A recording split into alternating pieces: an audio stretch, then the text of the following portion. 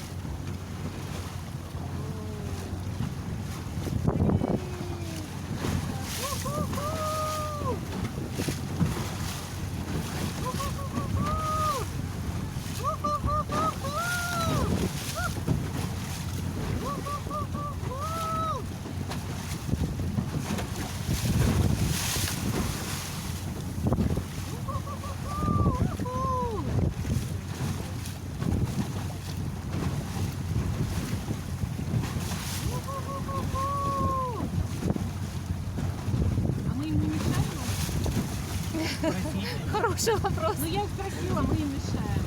Я так на всякий случай. Меня не интересует, мешаем. Я понимаю, а их интересует. Я зарабатываю. Ты молодец. Все к своей цели. Да, согласна. Нет цели, я отвечаю, дельфина фотографирую. Разговариваю, я общаюсь.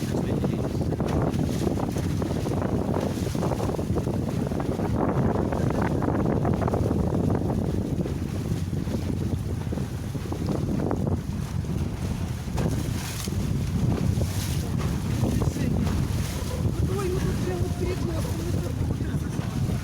Как перед носом тут застрять? Можно облокотиться. Если вы хотите, если Поменяйте.